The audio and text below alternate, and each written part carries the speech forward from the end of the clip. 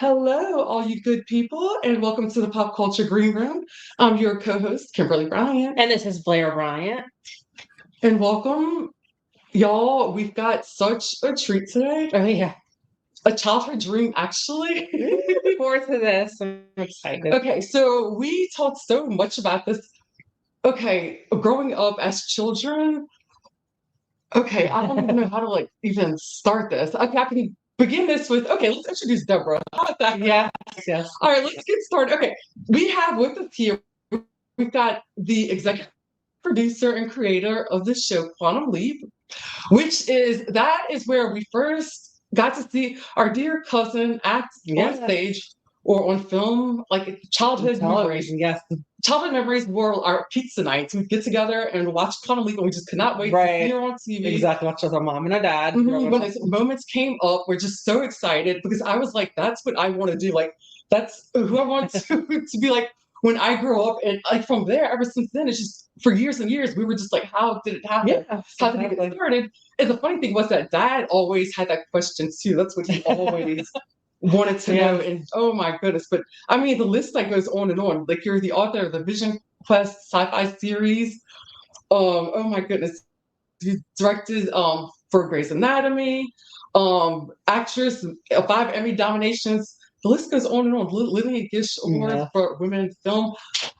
Okay, my first question to you is, describe your childhood growing up in Chicago, and like what was it that prepped you to even have like these dreams and like to pursue them like as much as you could fit it, yes, as possible. I guess if you were to talk to my two best friends, Diane Miner and Sinead Futrell, when we moved to St. Lawrence Avenue, I met two wonderful friends, and every day we would go out and play together. So I would get up in the morning, and usually I would have dreams. And I was a dreamer from a very young age. I think we were about 10 when we first started hanging out. Sinead was 9. And I would come out and I said, I had this dream. And then I would start to tell the dream. And so they started to tease me later in life that by the afternoon, I was still telling the dream, but it had gotten much longer and more detailed. So I was always a storyteller. And I was kind of shy, but I would take my Barbie dolls and my Ken doll and my Skipper doll, and I would have to be on these adventures where Barbie would be having her little hands and she'd be hanging on the clothesline and in trouble, and have to save Ken and she'd have to save Skipper. So I was always into action, adventure, and science fiction, and I was a storyteller. And I think at a very early age, if you have that gift, you capture people. So I would, in the afternoon, I would have the little kids that lived on the block, sitting in front of the clothesline and the houses where they would climb on the planters and everything like that. And then even as a little kid, I remember back in Morgan Park, we couldn't really afford like a big dollhouse or anything like that. So I took all of the encyclopedias and all the childcraft books, and I stacked them one on top of each other and made rooms. I made a giant mansion, and then I took like Kleenex. Oh wow! And took the Kleenex and made the bed. As a kid. I love that. That's funny. We used to do that. We used to build we used to take encyclopedias and build houses. Yeah, that was really fun. And when you didn't have it, you had to use your imagination, which was what was so cool. Absolutely. So much is given to young kids today that they don't have to imagine it. And I've got my daughter Troian has 2 daughters, and they are 3 and 5. And when I go play with them, we go on adventures. So I'll say, okay, today let's get the rocking horses, and we'll drag them through the house and go under the table and say, we're in Africa, and the lions are outside the cave, and we got to stay in here. And then they will. Oh, I love that. So you'll go on a little safari. Exactly. I love that. That's so delightful. I love Mhm. it. We should do it with Troy. Exactly. That's with We should have our niece. yeah. I come down Story. to Peru Yeah, to that's right. visit 'Cause she and Ellie's Ryan. are the same age, right? I think so, yes. Oh yeah, that's so cute. Oh my goodness. No, but I love that so much. And but you're right though, because these days now it's like with modern technology, it's everything's pretty much thrown in your face. And then with artificial intelligence, like kids, like they aren't out there like being as creative Right. like they used to be. Like I remember we would go outside and we take our buckets with the rocks and the dirt and the sticks, and we'd go across the street with the kids, and like that's we would get creative. And Great productions. and so that's how it all started for you. Okay, got it. So whenever you had spoken to your mom about like your dreams and like what you wanted to do, and like what advice did she give you before like stepping out into the real world and pursuing them? Like what advice did you get from your family? Get educated, graduate college. That was the most important thing to my family. Mhm. Right. I can see that. Yeah, because the world is just a easier place when you have a college degree, or at least it used to be. I don't know if it still Mhm. is. Right. Uh, It's leaning towards used to be. Yeah, definitely used to be. Yes. Oh, we yeah, learned that. Oh, Yeah. yeah. and so I think that my parents were not in show business. I think they tried to Mhm. expose us to as much culture as possible, art museums, history museums. I remember going to see, I think my first play in Chicago was, oh gosh, The Sound of Music. And I remember going with my sisters, and my mom made all of our dresses. So we all had matching velvet Oh, jumpers with blouses, and we were sitting up oh, that sounds so the sweet. balcony. And I remember sitting there going, I can do that. I can do that. I think that was my first real Mhm. moment of saying, this is something I'd like to do. I'd like to That's sing. amazing. So it's like right then and oh, sorry. So that's like right then and there that fire was lit underneath you. That spark. Yeah, I believe so. It was one of those moments where you just know this is what you want to do. This is who you want to be. And I may have been all of, again, 9, 10 years old. So it was a very early awareness Nice. of that. And I could sing.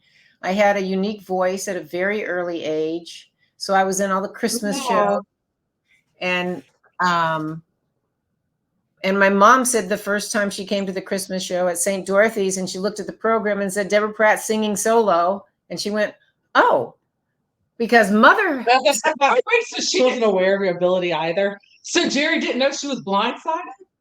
well, she was kind of blindsided. She just, Oh, it wasn't anything that was important in our life. However, when she was mhm. at Xavier growing up, she studied opera. So I got my voice from her. Really? I never knew that. Wow. Oh, I never knew that. Oh, wow. See, we learn something new every day. Right, Oh, exactly. that's brand new. Oh, wow. How long did she study it for? I think just through college, it was one of those. Okay. I'm not sure when I think she had graduated by the time World War II broke out, and her big Right.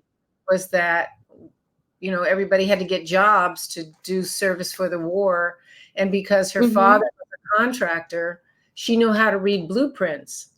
So she went to Makes sense. Boeing, and Boeing found out she could read blueprints, and they put her at the head of the construction for airplanes, and she really thought that's where her life Wow. direction was going to go. Here she was, a Black woman Mhm. building airplanes in 1940, whatever. And but Wow, that's pretty phenomenal. like all women at the end of the war, the men were coming home, and they just said, "Thank you, ladies, for your service. Go home, have babies." Yeah, That sounds about right. okay. Yeah, it's This reality. wow. Oh, yeah. Oh, Yeah, wow. sure. No, it absolutely was for sure. Oh, wow. So let's see.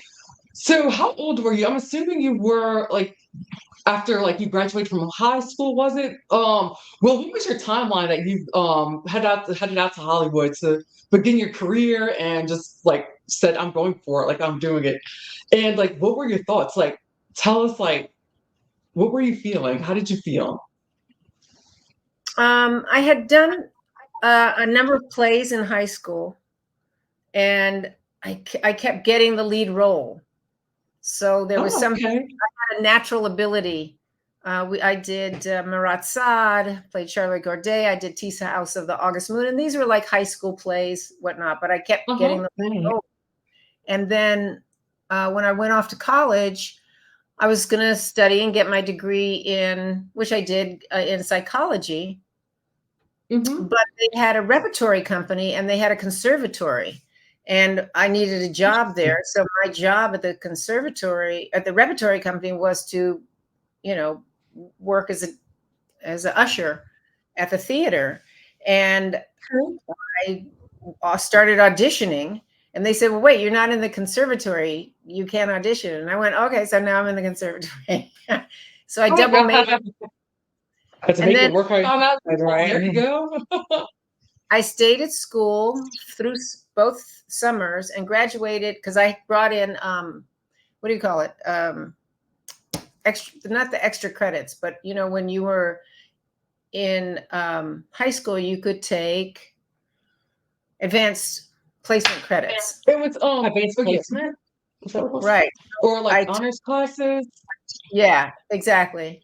And you got college credit for them. So by the time I got to college, I had college credits. So I came into college at about a second semester freshman. And then from there, I just went to school all year round because school wasn't moving me. I loved learning. I loved the people, what was happening in the world. It was a great experience. And I got to be in these shows. Right. And I got to really learn about directing. I wrote a play that was probably horrible, but I wrote it and I directed it. And then I directed a Leroy Jones play called The Slave. Anyway, so I graduated and my parents just said, well, now you're going to get serious and you're going to go get your PhD in psychology. And I said, well, you know what? I graduated a year early. Could I take a year off and explore theater? And my parents went, yeah, you can do that. You got to get a job, which I did get. And then I said, I want to audition for some of these shows, the off-Broadway shows that are in Chicago. And I did, and I got 2 of them. And I chose one, and the night my parents came to see me perform, or the morning after that, my mom called me and said, you're really good. There's an audition I just read about in the paper for the Dean Martin show. They want young women to be singers and dancers. And I went, ooh, I just got. I love that. So cool. Jerry found that for you. That's how it came about. She did, and I wasn't going to go. I wasn't going to go. And she said, but you said you wanted to do television. And I went, oh, yeah, I did. I love that. I love that. All the supportive she was. She was very supportive. And she, I think it was a surprise for her that I could sing and dance because I had really trained when I was in college. Wow. So I went down, and it was like, you see the auditions for The Voice with like hundreds of people. So there were 500 girls there that day. And it was 8 o'clock in the morning, and we sang and danced and sang and danced and sang and danced all day long. And at 5 o'clock, it was me and one other girl. So I had to be at the theater in an hour. I'm sweaty. I've been dancing and singing all day. I've got a show to do. And so I raised my hand and I said, hi, this has been really wonderful, but I have a job and I have to go. And the musical director, the choreographer, the executive producer, and one woman, and all turned around and looked at me. And finally, the executive producer said, I'm sorry, don't you understand what we're offering you? And I said, well, you haven't offered me anything, and I have a job. And so I They hope didn't at that point. Yeah. I am trying to be professional and I need to go to work. And can I curse on this show? Yeah, You're go good. for it. So anyway, so he comes across the room and he looks at me, he says, "Where the fuck did you get this fuck you attitude?" And I went, "Excuse me? I love it. Who the fuck are you?" And he went, I think I just stubbed. Yeah. I'm going to bring you to Hollywood and I'm going to break that fuck you attitude. And I'm going, bring it on. But I have a job and I have to go. You have all my information. This has really been fun. Nice.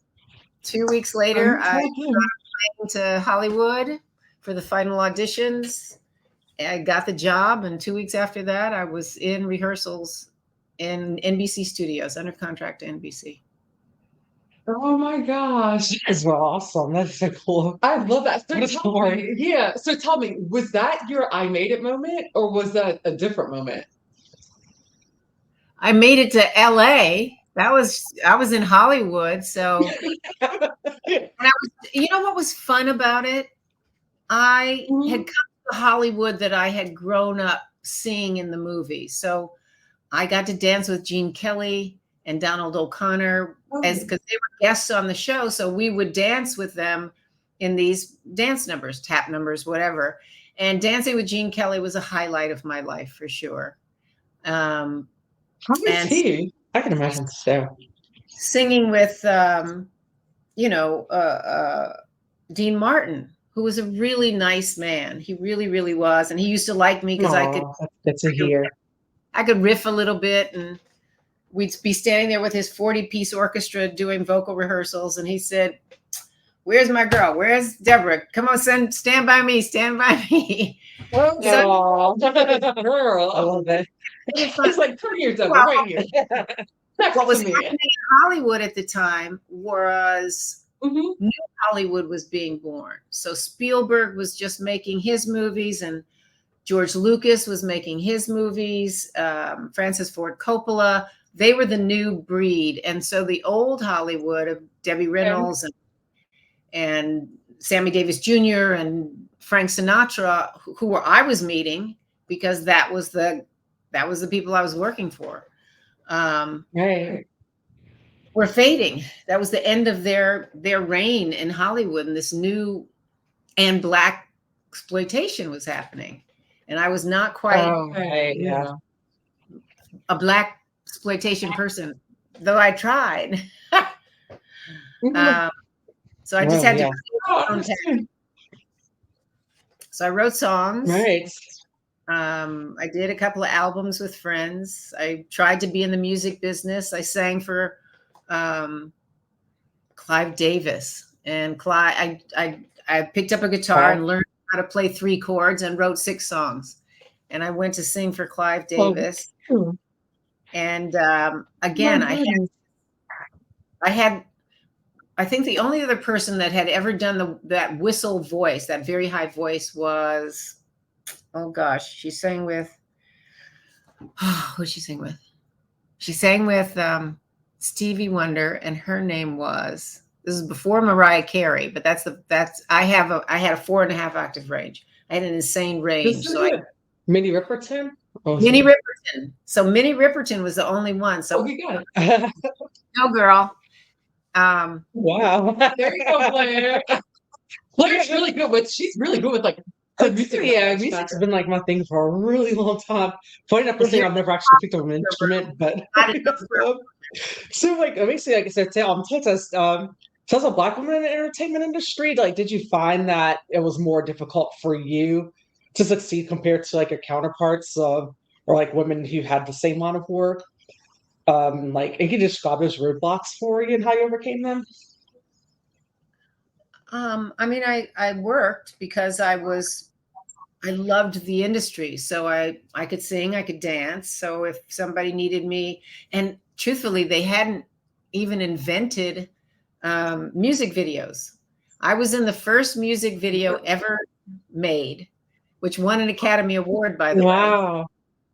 With Michael Nesmith from a group called the Monkees. And it was this hysterical, I'm sure you can find it. Monkees. I think it was called Fly Me to Rio. and it was kind of, if you Oh, watch, Rio. Okay. Yeah, I'm gonna do that. That's gonna be my homework tonight. Oh my goodness. Yes, that is really cool. I didn't know that. I didn't either. Yeah. So excited that we're doing this because there's Yes. a lot, like there were so many, oh my God, like I had gobs of questions and I had to like, just share my list some because oh my God, like I can go on forever, but So that's super fascinating. So like and so like like you kind of did a lot of this stuff. It's kind of like more of like theater, dance, or like performance arts. Here it's like when did you kind of like pivot more towards like TV series or like because I remember you're like an Airwolf back. I remember watching a little bit of that when I was a kid. Probably shouldn't have been. Same with Quantum Leap, but we did. It's like when did you kind of make more of a pivot towards that? when I realized I did not want to be in the music industry, I oh, okay. Fascinating. I turned around and got an agent. Because I was working, it wasn't quite as hard, but I got an agent and started going up for acting roles. And I was trying to break into movies. That's really where I wanted to be and could not seem to cross that line.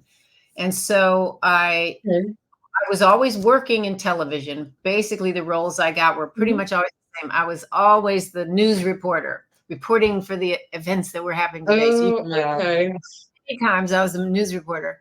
And then I did a guest star on Happy Days.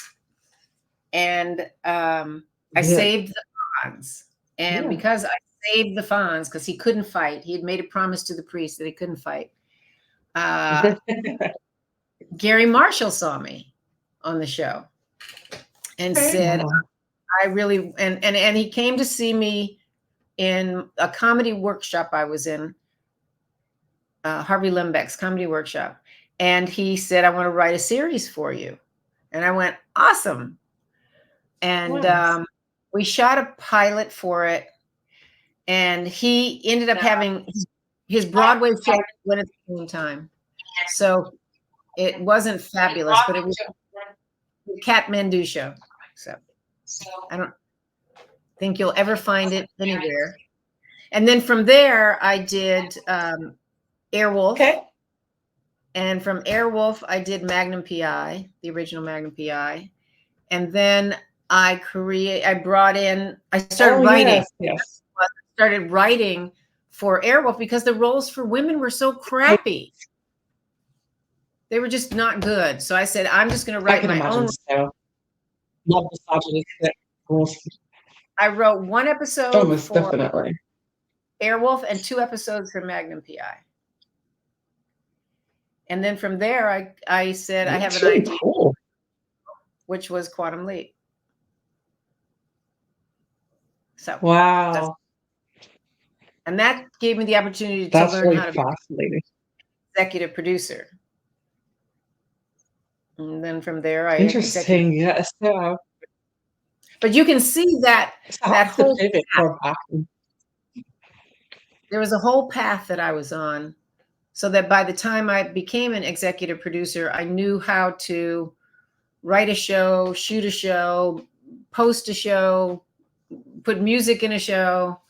It was really a journey that everything built on everything else. If I can tell that to anybody who wants to be in this business, the more that you know about the business, the more that you understand about it, the better you're going to be at it. And then I started writing books after I had kids. I wanted to be with my kids. And that's so really fascinating. That makes sense. They were in school. I started writing. I have a new graphic novel coming out. Warrior One. There it is. Warrior One. I'll lead, at a time. Tell us about that. I'm excited to hear more about that. Your camera's backwards. It's making me crazy. There you go. Okay. It's a beautiful book, and it's Earth in the Not Too Distant.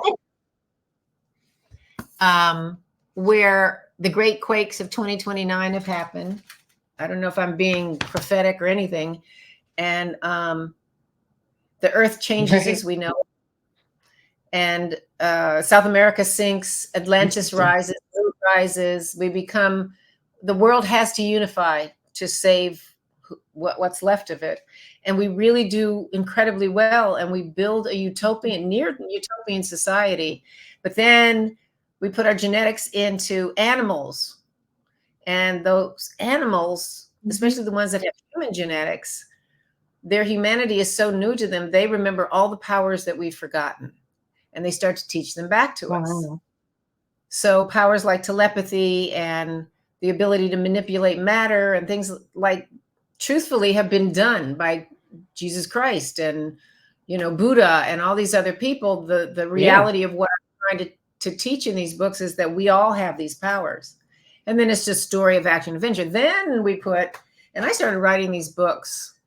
I mean, the idea for them was forever ago, but I started writing these books really hardcore in 2001. I think the first book came out in 2006. Then we put our genetics into machines, and they became sentient because of our human genetics. And they looked at our history of hatred and bigotry and war and not taking care of the planet and not taking care of the animals that live here. And they said, you are not good stewards of this planet, and we are going to take you out. So the journey of these books, the Mission Quest books, is, can we as humanity remember our powers before they build their army and inhumanity?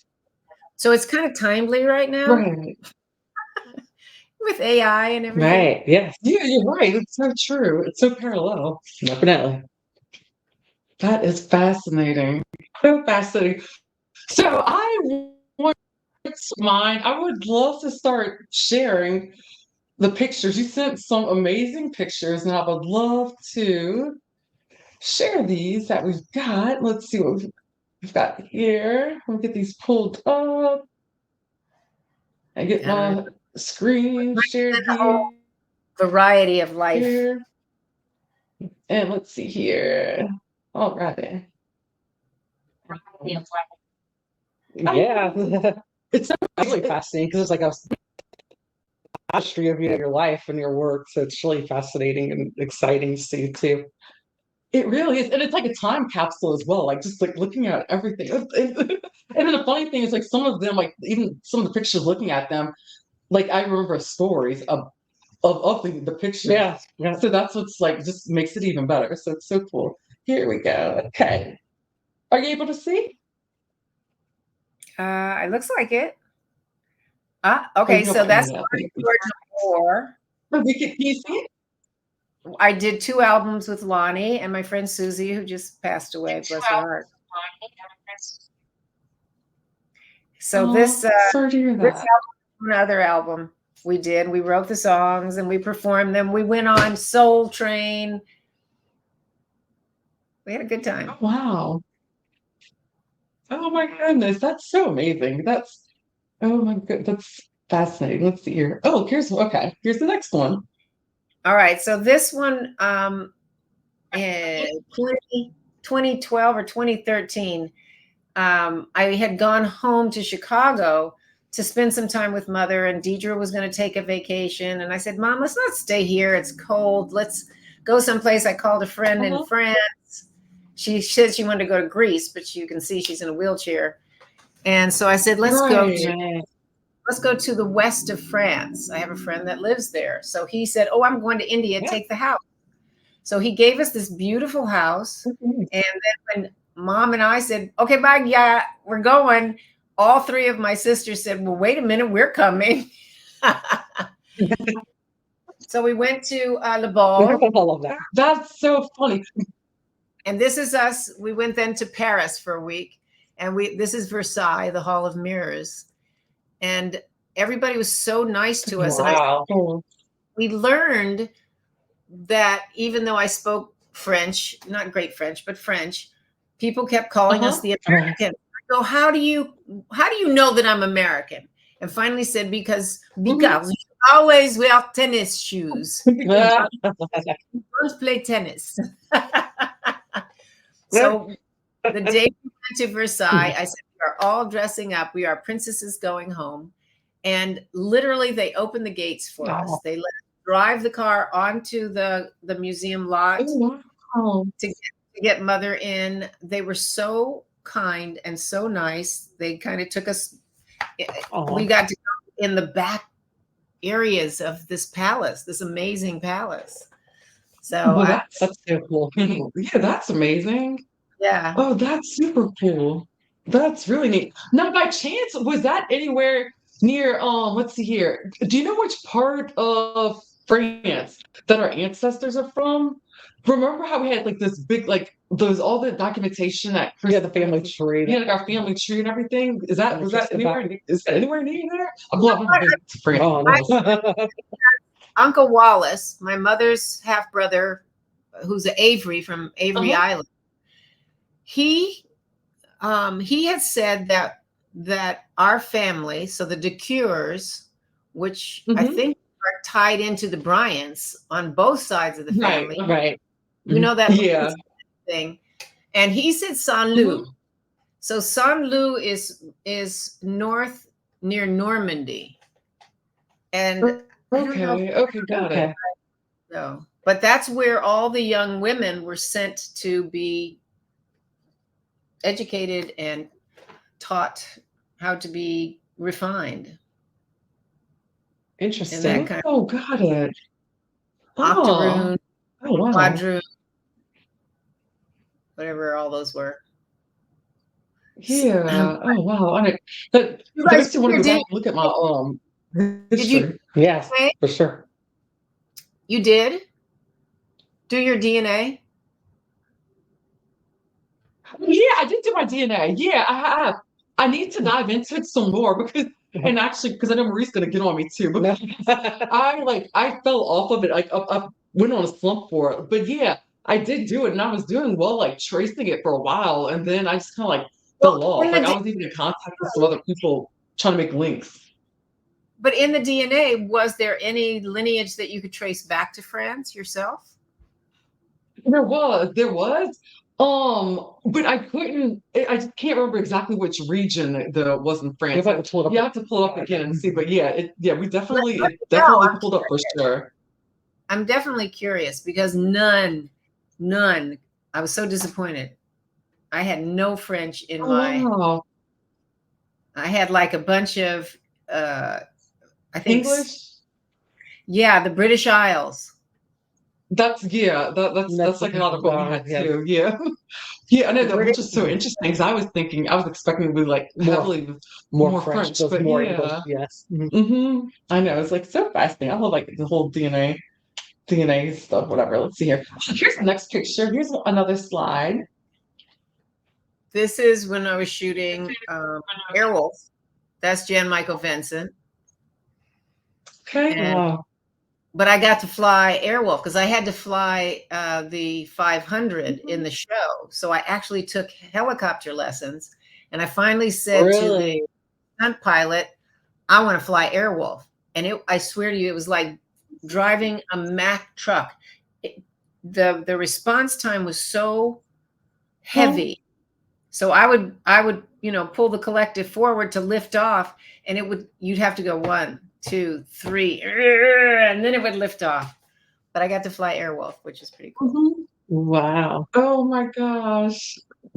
That is so funny. What's hysterical? Like, I'm laughing thinking about it because when my friends found out that you were on Airwolf and that you were Marina in Airwolf, like they flipped out. I'm friends with a lot of guys in the Marine Corps, and some of them were uh, pilots, and they were still like, and they even showed me a stream of text messages. It was hysterical. They actually had screenshots from that day from Airwolf because they used it to like for different analogies like all day long in their conversations. Like they weren't kidding; they were serious. And like he's like, I think I'll help. He's like, I can't breathe. I'm gonna have a heart attack. He's like, is this real? Oh, it was too funny. But oh my gosh, that was fascinating. Six, it was like driving a Mack truck. That's heavy. Ooh. When the show went off the air, Was that scary? What, flying it? Yes, it was scary because he made me hover, and he was going to make me land, and I lost control of it, and it started to spin like this. Ooh. I said to him, wow. the controls, and he said, no, stop it. And I stopped it. I landed it. I Yeah, got oh my out gosh. and I said, I'm not getting back in. He said, yeah, you are. You're flying home. And I did. Oh my goodness. Oh my God, that's so scary. Oh my gosh. How about that doing that again? We had some Colombians who wanted to buy Airwolf because they thought it was real. They thought the guns came out the side. They were going to use it, I'm sure, for their cartel.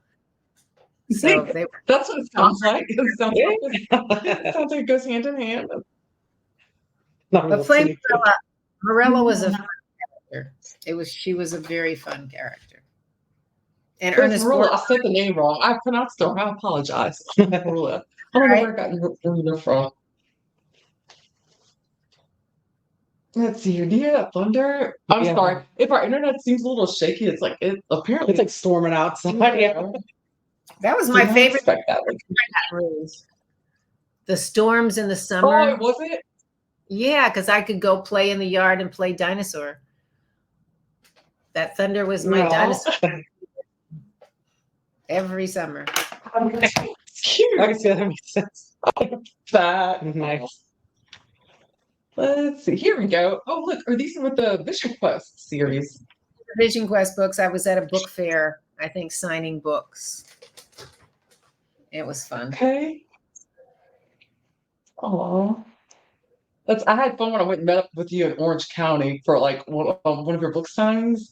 I think was it a Books a Million? I think Books a Million was Barnes and Noble. That's what, yeah. And you can still get fun. You can get them on Amazon, and I'm almost finished with the 5th book. So 4 books are out now. Oh, nice. I'm so close. I'm so close. I'm so close. I'm so close. Yes. Oh my God. Yeah. Oh my gosh. I'm so excited. So excited for that for sure. Yeah. We'll definitely list your links too on our Instagram or in our of course YouTube channels. Yeah, for sure. So that's in our Facebook group. All of our platforms. Oh look, I love this outfit. And this was me on Happy Days. That's Ron Howard, the director, Ron Howard. Yeah. Ron Howard. And cool. He was always very nice. To this day, when I run into him, he even if he doesn't remember me, he pretends to remember me. My goodness, that's awesome. I was Catman. He's like, I've never. Huh? I never thought that he would ever become like the director that he is today. Yeah, that blew my mind. But then again, maybe I was young though, coming up whenever he started to direct and do all these films. So, but he fascinating. He was on. He played Opie on a series called Mayberry Was the Town. Andy Griffith Show. Thank you, the Andy Griffith Show. That was his first acting at 5. And it made sense to continue to be an actor. I thought it was incredible that he went on to direct. He had been in front of a camera his whole life. Yeah. So I didn't even think about it that way.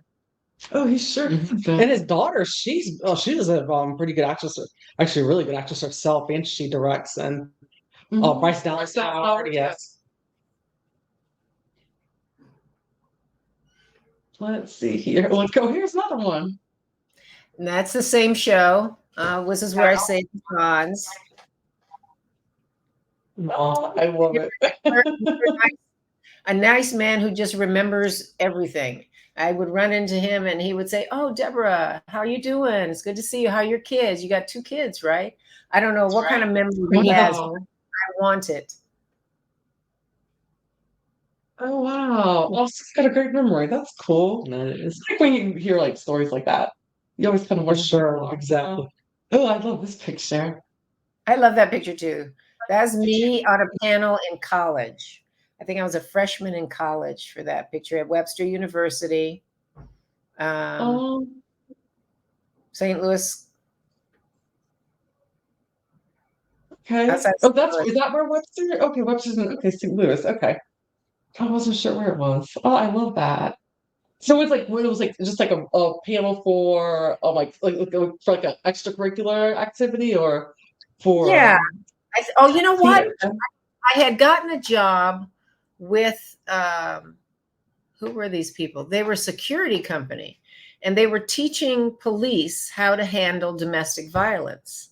So I was an actor, and they would come in, and what they were trying to teach them to do, which they still need to do so they don't pull out their guns and just shoot people, is how to talk, how to assess a situation where someone is mentally handicapped, or someone is drunk, or somebody. It doesn't necessarily mean you have to kill them.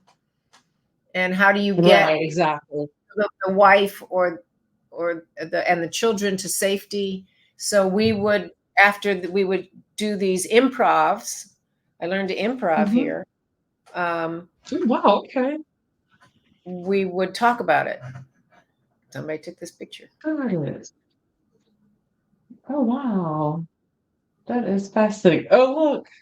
Okay, I want to hear the story behind this one. So these are the Gold Diggers. So this was the job, remember, I told you that I auditioned for 500 people. And each of these women are from different parts of the country. So wait, here was the big thing. So I was the only one that could sing and dance. Well, I guess Patty did too. But I had a solo, and then I opened 2 of the other solos. So let's see, 2 of the women in there are sisters. Can you guess which 2? Hold up. Let's see here. I'm gonna guess the one. I'm gonna guess the one next to you on your. Okay, let's see here. Not the one whose hair is more flat. The blonde. On. I guess she's on your right side. If I'm turning the other way, and the one at the the one right behind you. The blonde. Are those 2 sisters? That's touching my shoulder? Yeah. Close, but no. So it's okay. It's the redhead who's right in front of her and the woman behind her. So one in the back is Maria. The one in front of that blonde is a redhead named Linda. And so they were from they were from Philadelphia. Robin, who's in the middle between them, she was from New York. Patty, who's at the bottom with the dark hair, Patty from Cincinnati. And then next to her is, oh my gosh, she passed away. 2 of our girls have passed away. Wow. And then Susan on the right, Seattle. She and I wrote the album with Lonnie, wrote the 2 albums with Lonnie. And then Colleen up at the top. And Lee is at the bottom, and she's from St. Louis. She was a dance teacher. Wow. And we toured. I love that. That's really cool. It was fun. And we did television. She did. Yeah. Oh my goodness. So what was that like? And it was live television, correct? Yes, it was. Oh my God. Yeah. It was, was that nerve-wracking? Well, I have to take it back.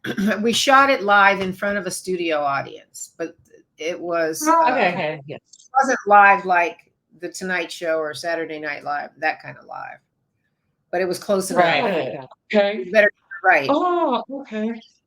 I see now. Oh, got it. Well, it's oh my gosh, super cool.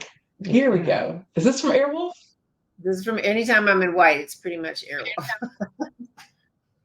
Okay. There it is. I love that.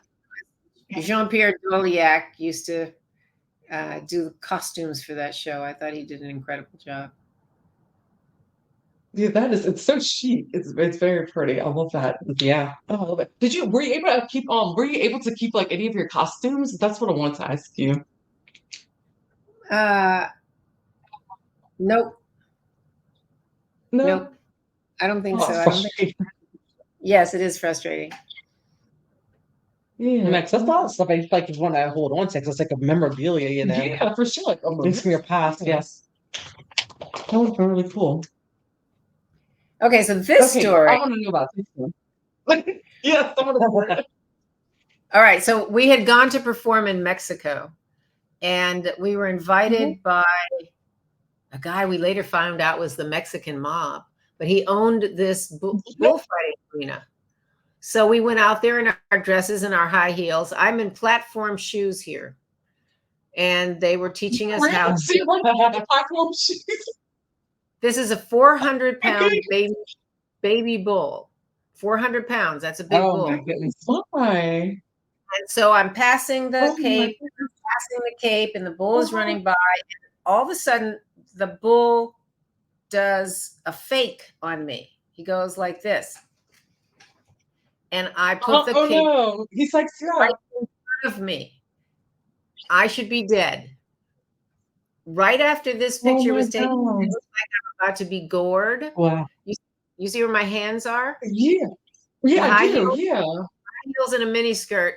I vaulted this bull, literally. Oh my gosh. Did a split, ran under me, and then I ran to see the mark, the circle on the wall straight ahead of me. Yeah, right. I'm hearing behind me the bull turn around, and he's coming for me again. And oh my God. I get to, I don't think it was the tall one. I think it was the one to my right. I get to that stand again. I'm just grateful that I was a dancer and athlete. I jump up, put my hands on it, and then again do a side swing over it. And the bull hit that stanchion so hard it broke his horn. Oh my gosh! I ruined that. It will never had to die in the arena because I broke its bull, so it couldn't fight. I broke its horn, one of its horns. Wow! And I went, wow! sorry. What a story! That's crazy. Yeah. Oh my goodness, that's so crazy. So how do you feel about being around bulls now? Does it scare you? Like, are you traumatized or? No, not at all. I got away. I was smarter than the bull. As long as you don't get Sure. Oh my goodness. I wish I had your resilience. Oh goodness, that is crazy. Oh look, what happened? Okay, let's see here. I'm trying to make it bigger. Me and Troian Bellisario at 2. Aw, so cute. She is cute. She reminds me of Coraline, and except that she's got straight hair. She looks like Coraline with straight hair. In that picture, that is so cute. Yeah, it looks like your goodness. Yeah, our little niece. Oh my goodness. Let's see here. She's getting so big too. Oh, I love this. Oh.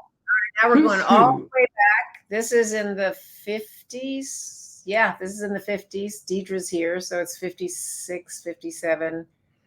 I'm 5 years old. Diane is right behind the baby. And then Donna. Okay, I thought that was fair.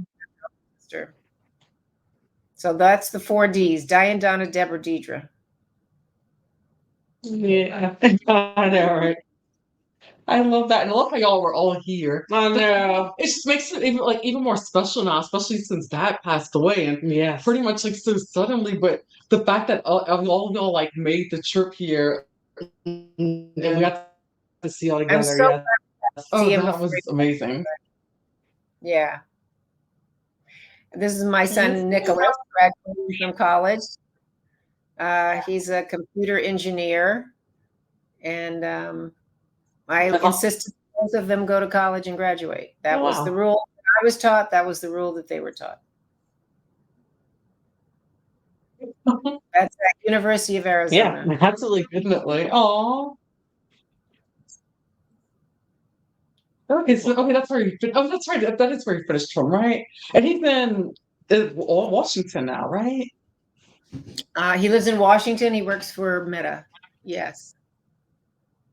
Okay, yeah, that's awesome. Yay, Nicholas. There we go.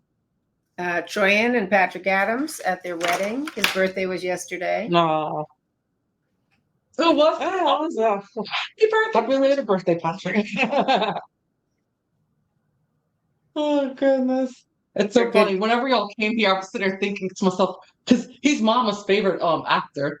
And it's so Yeah. funny. It's so cute. It's so cute the way she talks about him. Like we'll just like one day I came here to visit and I came by and popped in really quickly to do something and she stops me and she's like, Kimberly, come see, come see. And she's like, Stevie. She goes, that's Troian's husband. She goes, he's a star. Cute, it's so funny. I'm like, but it was cute when y'all were all here. We all know, but she was low-key hoping that he was coming. Oh, it's too funny. Me and my baby girl all grown up on her wedding day. Oh, Aw. that is so sweet. I love the wind blowing y'all's hair. My hair was blowing the wrong way. This goes back to the Gold Oh, Diggers. I was in a big dance number to "Thus Spoke Zarazatu," which was a big hit back in the day, and we had these amazing outfits, and we would play Vegas, and myself and Susie and the blonde that you thought was one of the sisters, the three of us would do this very jazzy dance with lots of turns and kicks and jumps and all kinds of stuff. Oh, sweet. After I left the Gold Diggers,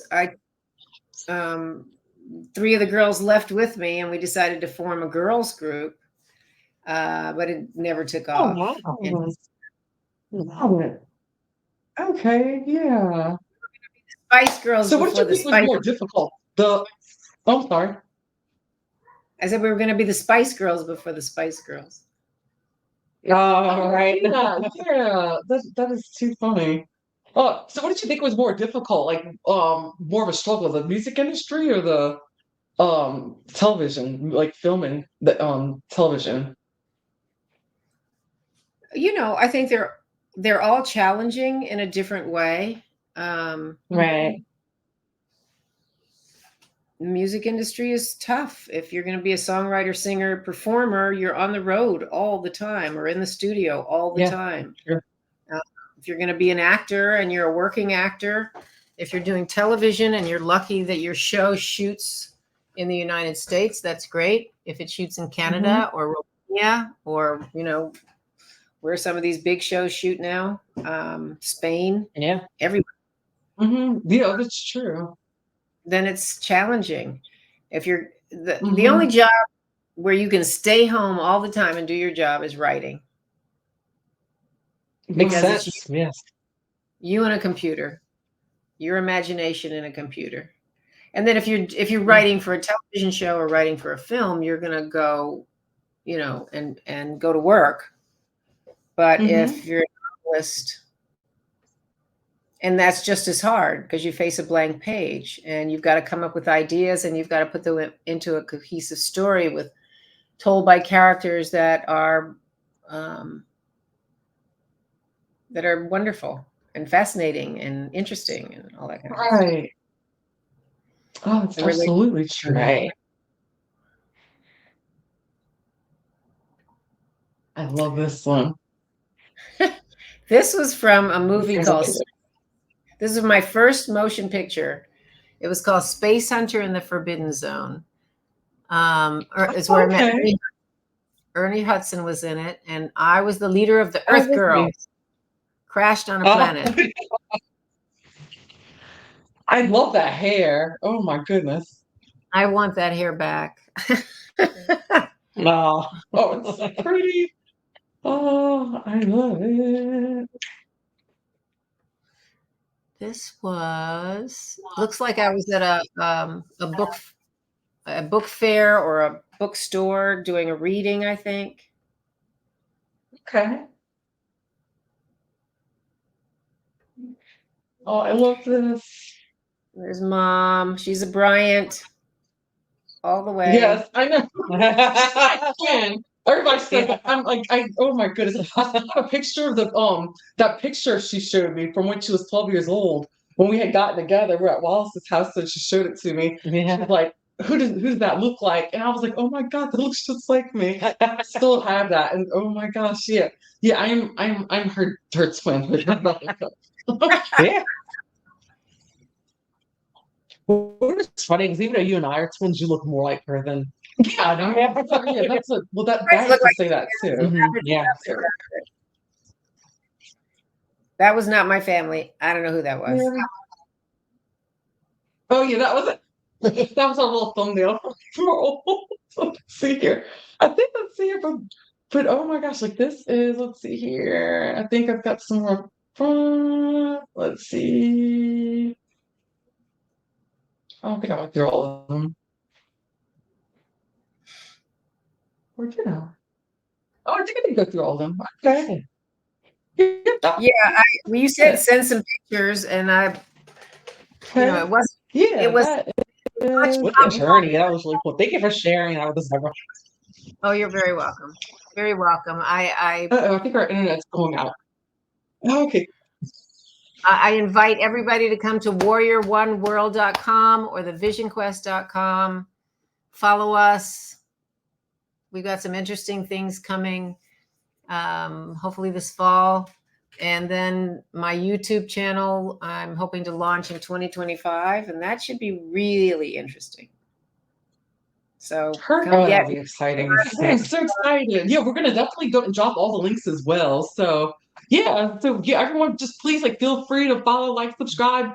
We are going to share all of Deborah's links for the socials, everything for her books. So you can go ahead and buy them. I had some of my friends, some of my Navy SEAL friends actually buy the books, and they read them during deployment. That's what Mario did. So yeah, get on it. Get on it ASAP. Yes, for sure. Yes, great content. And thank you so much Thank you so much, Deborah. such an honor. And oh my gosh, I know Dad wasn't here to see it down here, but I know he was able to see it from up above. Oh yeah. This is oh my gosh, so exciting. And this is a childhood dream come true. So look, if you all want to manifest things, it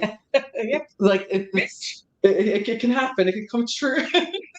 That's true. Oh, this still doesn't feel real. Absolutely. Well, thank you so much again. Thank you. We truly appreciate it. And you have a good night, everyone. Stay safe. Have a great night. And till next time. Yes. Thank you. Bye-bye. I'll see you in the pop culture green room. Yeah. Yeah. Thank you.